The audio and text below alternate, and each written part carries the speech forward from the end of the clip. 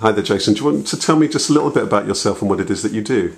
Hey, I'm a martial artist for 24 years. I won a national title, I've done cage fighting, and now I just devote my time to sharing that knowledge with other people. Yeah, and I understand that you share that knowledge with a number of different people. Some of your clients are people like lawyers, people who work in the city, professionals and so on. And on the other hand, you also share your knowledge with young school kids. You go into schools, you teach them some of the basics, you give them some tips, and you encourage them hopefully not to get into trouble. Is that right? That's right, yes.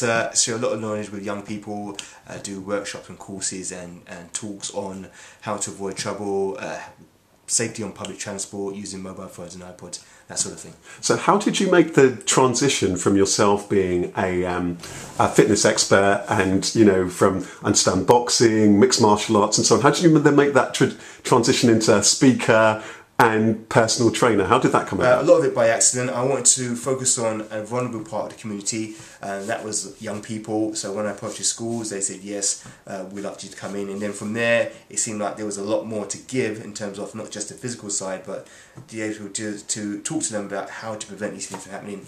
So from the talk started off from 15 minutes up until an hour, and now it just feels comfortable actually doing the talking for an hour. Absolutely. And so do you enjoy the blend now of the still working with clients and then going in and doing the talks? Does that... Yeah, because it doesn't seem like work. It just seems like I'm talking about me, I'm talking about stuff I like doing, so it just seems easy. And tell me a little bit about the national title.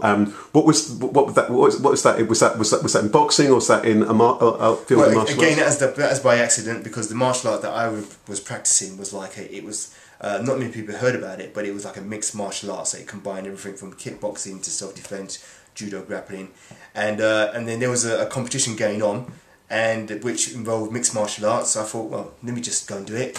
And then when I was doing the competition, I had to have about 4 or 5 fights. And I thought, hang on a minute, I just won a title. So it happened by accident. And then from there, my next goal was to do a cage fight. I said, I won a national title. What can be above the national title? And I said, a cage fight. So I'd done that once, won it in 20 seconds, and then I thought, well, that's it now, what do I do next? And I thought, well, I've proved to myself, got a title, done cage fighting, that's what I really want to do now. Now I can just promote myself and say, look, I've done it, you can do it if you want to, here's the knowledge, there you go. And is that basically what motivates you? Tell me a little bit about what motivates you to kind of help other people now. Is it is it about them having healthy lifestyles? Is it being able to protect themselves? Is it that they're far more sensible and that they don't get involved in fighting? What is it actually about? Because I understand that when you were younger, you once shared with me that you got involved in fights and so on. Then you decided that there was other ways, and you had always had an interest in martial arts. So I'm interested about what motivates you now to kind of help other people. Well, it's to let them know that they have choices, to let them know that they can be safer, and there's simple things that you can do that you can prevent a lot of situations happening, whether you want to prevent crime or be a victim of crime.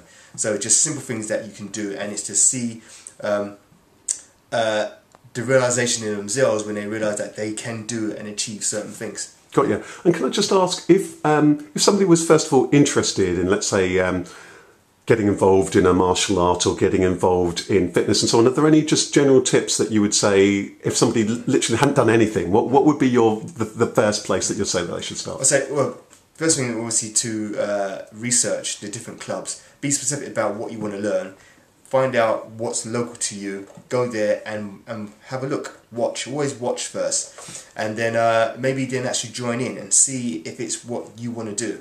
The main thing is to watch and then have a go. And then tell me also about when you're giving people advice in terms of staying safe and so on and getting out of trouble. So are there basic tips, any things that you would just generally share? I would say the main thing is to listen to your intuition. If you're somewhere and you don't feel right, leave. Don't wait for something to happen. Or if you suspect that the place that you're going is not too sure about, then don't go. Always listen to your intuition. Fantastic. Jason, it's been a pleasure to speak to you. Good luck with the talks and the workshops and keeping people fit. Thank you. Thank you.